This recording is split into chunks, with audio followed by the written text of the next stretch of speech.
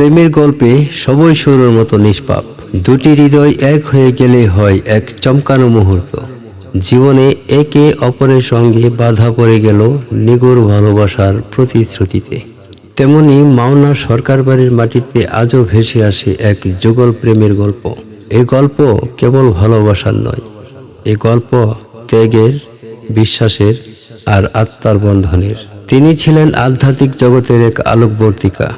মাহবুবে সুবাহানি, হাদিয়ে জামান, শাহ সুফি আব্দুল আজিজ চান শাহ, ভক্তদের হৃদয়ে যার নাম আজও অমলিন। শেষ বিদায়ে মৃত্যু সজ্জায় শায়িত পীর সাহেব, তার চারপাশে আত্মীয় স্বজন, মুরিদ, ভক্তদের কান্না ভেজা চোখ। বিদায়ের মুহূর্ত ঘনিয়ে এসেছে।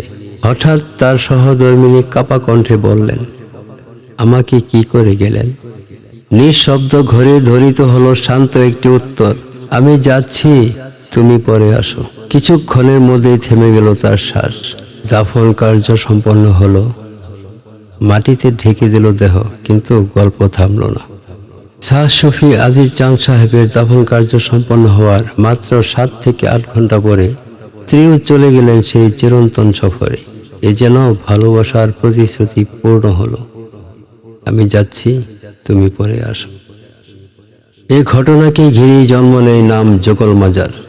দুটি হৃদয়ের একসাথে বিদায়ের স্মৃতি হয়ে আজও দাঁড়িয়ে আছে সরকার বাড়ির যুগল মাজার। মৃত্যুকালে পীর সাহেব রেখে যান 2 পুত্র, আহমদ আলী সরকার, মাহমুদ আলী সরকার। তারা প্রতি বছর নিষ্ঠার সাথে উরস মোবারক আয়োজন করে গেছেন।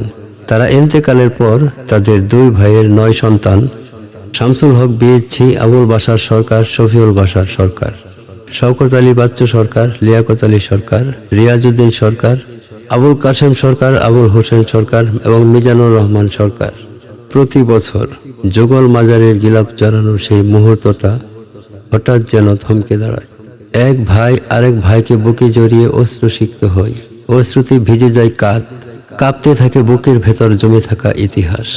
ওয়ালি ওয়ারিশগণের কদমবুসি করায়, বুকে জড়িয়ে ধরায়, আর কেউ নিজেকে ধরে রাখতে পারে না।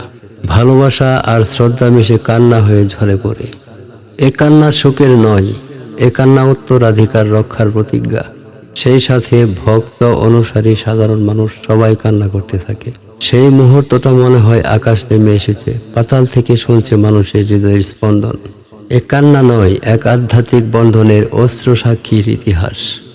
এ প্রেম কখনো কখনো শব্দ নয়, কখনো তা হয় আত্মার বন্ধন, যেখানে মৃত্যু শুধু দেহকে আলাদা করে, হৃদয়কে নয়।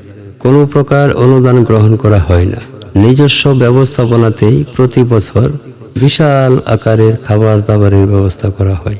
এবছরও প্রায় 5 মণ দুধের সাদা সিন্নি, 35 জাগ খিচুড়ি রান্না করা হয়। তিনি কোনো নির্দেশ দিয়ে যাননি কাউকে খেলাফত, কিন্তু মানুষ নিজ থেকে পালন করছে তার স্মরণ। তিনি কিছু দাবি করেননি, কিন্তু মানুষ নিজ থেকে ভালোবাসা দিয়ে ভরে দিয়েছে তার দরবার শরীফ। এই প্রেম মৃত্যুকেও হার মানায়। যেই স্মৃতি সময়কে ছাড়িয়ে যায়, সেই প্রেমের নামই আজ যুগল মাজার। পীর সাহেবের একটি তসবিহ আজও সংরক্ষিত আছে।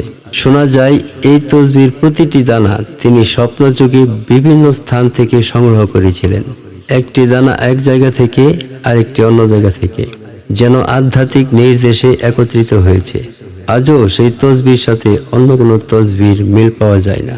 দানা, রং, গঠন সবই ভিন্ন। অনুসারীরা একে মুজিজা মনে করেন। তাদের বিশ্বাস এটি কেবল দানা নয়, এটি আধ্যাত্মিক শক্তির স্মারক। পরিশেষে আমি হুমায়ুন ফরাজি আমার জন্য দোয়া চেয়ে আজকের মতো বিদায়। আল্লাহ হাফেজ।